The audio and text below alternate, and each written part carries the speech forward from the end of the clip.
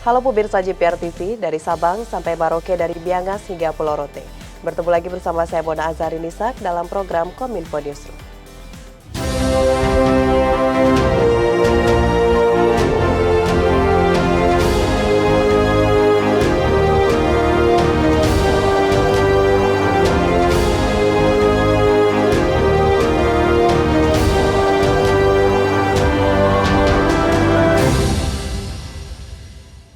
Pemirsa, kita ke informasi pertama. Indonesia kembali menjalankan kepemimpinan internasional dengan memegang keketuaan ASEAN tahun 2023.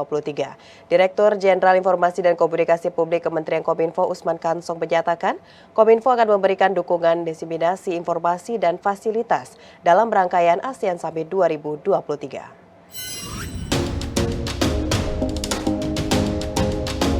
Dalam rangka menyukseskan konferensi tingkat tinggi ASEAN 2023, Kementerian Komunikasi dan Informatika telah menyiapkan berbagai bentuk dukungan, yakni meliputi diseminasi informasi, infrastruktur digital, dan memfasilitasi terkait pendaftaran jurnalis, yang akan meliput rangkaian ASEAN Summit 2023. Direktur Jenderal Informasi dan Komunikasi Publik Kementerian Kominfo Usman Kansong mengungkapkan dalam konferensi persnya bahwa rangkaian ASEAN Summit 2023 akan berlangsung selama 2 kali. Pertama, dilaksanakan pada tanggal 9 sampai dengan 11 Mei 2023 di Labuan Bajo, Nusa Tenggara Timur, yakni bagi negara anggota ASEAN, dan kedua pada September 2023 di Jakarta dengan negara mitra wicara seperti ASEAN plus 3 negara yang terdiri dari Tiongkok, Jepang, dan Korea Selatan. Adapun nantinya Kemenkominfo juga akan mengelola laman website resmi keketuaan ASEAN melalui asean2023.id dan sekaligus menjadi situs pendaftaran bagi jurnalis yang akan meliput KTT ASEAN 2023 mendatang. Dalam hal ini Direktorat Jenderal Informasi dan Komunikasi Publik selama keketuaan ASEAN memberikan dukungan komunikasi publik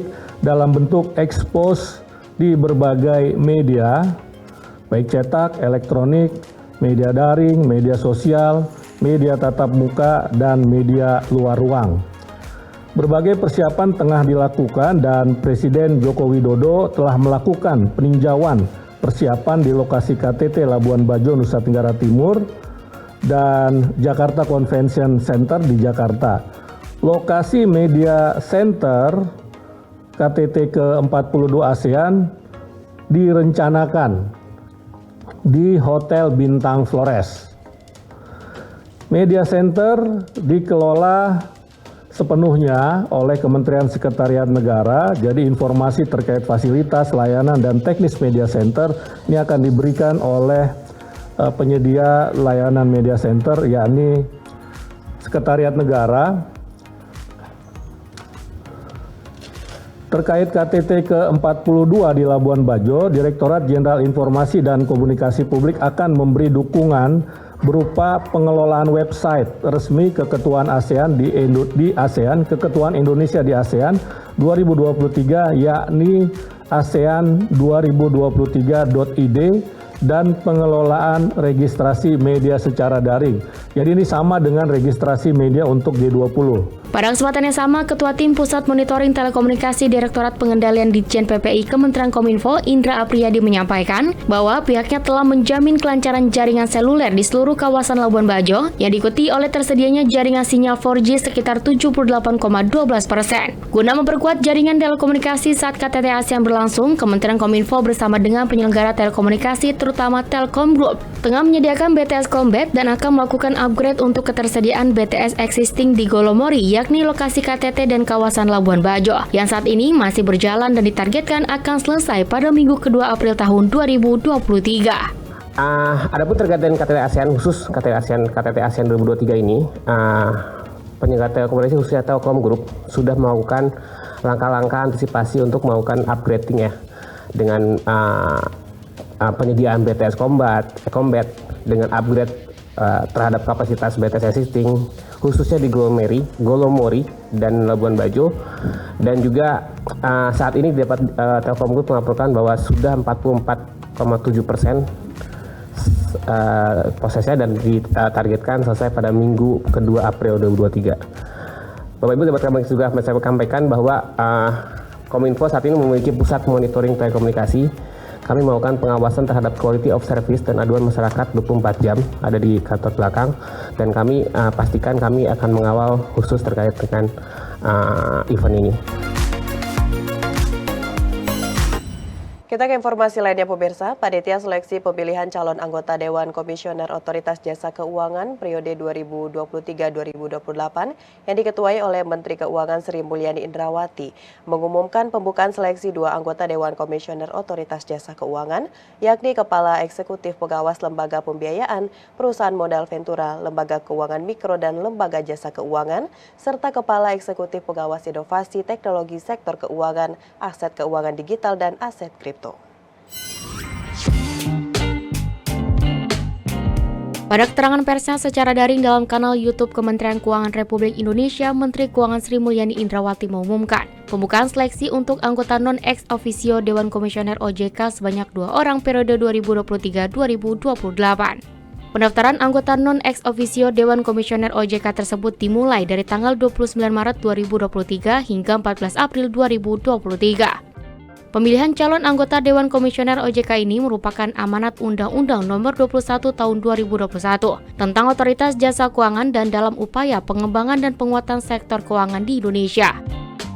Pansel pemilihan calon anggota Dewan Komisioner Otoritas Jasa Keuangan periode 2023-2028 mengundang warga negara Republik Indonesia yang terbaik untuk menjadi anggota non-ex officio Dewan Komisioner atau DK Otoritas Jasa Keuangan atau OJK untuk melaksanakan tugas dan wewenangnya sesuai dengan amanat Undang-Undang Nomor 21 Tahun 2011 tentang Otoritas Jasa Keuangan. Adapun 2 jabatan yang akan diisi tersebut yakni Kepala Eksekutif Pengawas Lembaga Pembiayaan Perusahaan Modal Ventura, Lembaga Keuangan Mikro dan Lembaga Jasa Keuangan lainnya, merangkup anggota DK OJK. Yang kedua yakni Kepala Eksekutif Pengawas Inovasi Teknologi Sektor Keuangan, Aset Keuangan Digital dan Aset Kripto sekaligus merangkap anggota DK OJK. Sementara itu untuk persyaratan dan informasi tahapan seleksi lebih lanjut dapat dilihat pada laman seleksi dkojk.kemenq.go.id. Dalam seleksi ini panitia tidak memungut biaya apapun dan tidak mengganti biaya apapun selama proses seleksi, serta diminta untuk tidak mempercayai pihak manapun yang menjanjikan keberhasilan dalam seleksi tersebut. Pemerintah akan membangun bandara VIP di Ibu Kota Nusantara, Kalimantan Timur. Menteri Perhubungan Budi Karya Sumadi mengatakan bandara VIP ini berjarak 10 km dari IKN dan akan mulai dibangun pada Mei atau Juni mendatang. Kementerian Perhubungan tengah merancang manajemen lalu lintas dan moda transportasi di Ibu Kota Nusantara. Rancangan ini dilakukan sebagai bentuk dukungan sektor transportasi terhadap rencana pemindahan Ibu Kota Negara ke Kutai Kartanegara dan Penajam Pasir Utara, Provinsi Kalimantan Selatan. Menteri Perhubungan Budi Karya Sumadi mengatakan, pemerintah akan membangun bandara VIP di kawasan Ibu Kota Negara Nusantara yang berjarak sekitar 10 km dari pusat kota. Bandara VIP di IKN itu akan kita bangun. Kami bersama-sama dengan Kementerian PU sudah melakukan satu pembahasan. Kita akan mencari kontraktor yang terbaik dan insya Allah pada bulan Mei atau Juni sudah bisa efektif. Yang lokasinya kira-kira 15 kilo, enggak sampai 10 kilo lah dari IKN. Selain bandara, pemerintah juga berencana mengembangkan moda transportasi lain seperti jalur kereta untuk melengkapi jalan tol. Rencana pembangunan jalur kereta api tersebut rencananya tidak langsung dari bandara menuju IKN, melainkan melewati kota Balikpapan, kemudian keluar Balikpapan dan sejajar dengan tol. Mengingat bahwa nanti populasi di IKN itu cukup lumayan ya, bisa sampai 2 juta ya, sehingga dari bandara, dari Balikpapan menuju IKN itu bukan redundant, tetapi melengkapi apa yang sudah ada jalan tol. Kita membuat juga jalan kereta api. Dan sarana yang akan kita lakukan adalah EGT. EGT adalah jenis kereta api yang menggunakan roda karet seperti yang di Soekarno-Hatta. Dan dia bisa berjalan dengan kapasitas 50 orang. Menhub menambahkan, sejumlah pembangunan infrastruktur transportasi tersebut telah ditawarkan ke investor, salah satunya investor Jepang, India, dan Korea. Pemirsa, pemerintah melalui Menteri Perhubungan Republik Indonesia Budi Karya Sumadi menyampaikan kabar baik terkait cuti bersama tahun 2023. Guna mencegah kemacetan akibat antusiasme mudik masyarakat sangat tinggi, Menteri Perhubungan Budi Karya Sumadi menyatakan cuti bersama Lebaran 2023 dimajukan mulai dari tanggal 19 April 2023.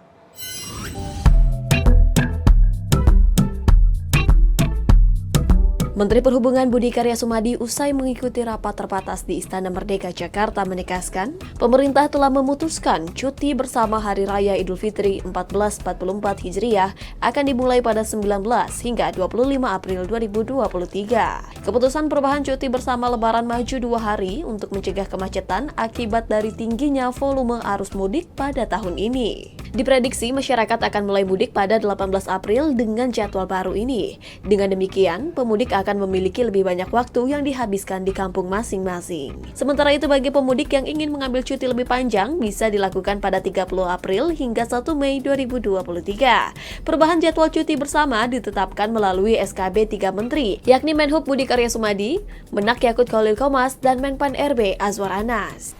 Tadi ada keputusan Bapak Presiden berkaitan dengan cuti bersama.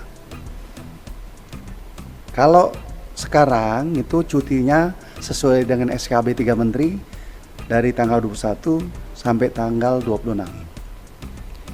Kami tadi bersama-sama Kapolri mengusulkan liburnya maju 2 hari. Jadi mulai tanggal 19 sudah libur, 20 sudah libur, tapi masuknya 26. Jadi tambah 1 hari, tapi di depan maju 2 hari. Itu alasannya apa? Karena secara tradisional, keinginan akan mudik ini tinggi sekali. Dengan volume yang banyak, dan kalau dilihat itu tertuju sama hanya tanggal 21, maka terjadi penumpukan yang luar biasa. Nah, sehingga dengan dimajukan itu, pemudik bisa mulai dari tanggal 18 sore, 19, 20, 21. Ada 4 hari mereka mudik. Berkaitan dengan dimajukannya jadwal cuti bersama, Menhub mengimbau agar perusahaan swasta memberikan THR lebih awal. Pemberian THR berkaitan dengan keberangkatan para pemudik. Menhub meminta perusahaan swasta dapat memberi THR pada 18 April 2023. Satu hal yang kita himbau, terutama berkaitan dengan swasta, agar memberikan THR lebih awal. Sehingga pada saat tanggal 18 dipastikan mereka sudah terima THR dan mereka bisa melakukan satu perjalanan mulai 18 malam. Sementara itu pemirsa, Kementerian Perhubungan mulai menyiapkan langkah antisipasi untuk menghadapi lonjakan penumpang dan lalu lintas pergerakan angkutan laut. Hal ini disampaikan juru bicara Kementerian Perhubungan Adita Irawati di Jakarta.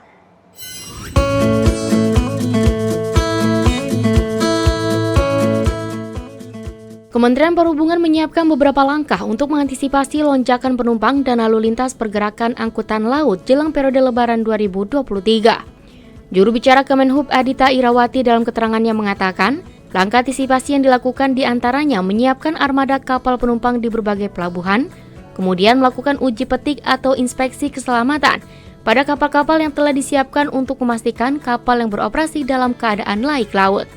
Selanjutnya, menyiapkan fasilitas command center, salah satunya di Pelabuhan Tanjung Priuk yang menjadi pusat pengendalian operasi kontainer dan non-kontainer termasuk pelayanan kapal.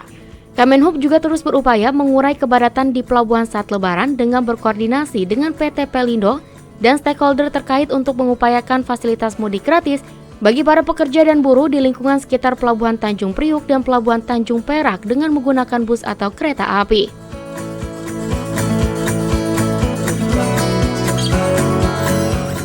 Pemirsa, kami akan kembali dengan informasi Rumah Sapa, Rumah Perlindungan Korban Kekerasan. Tetaplah bersama Kominfo Newsroom.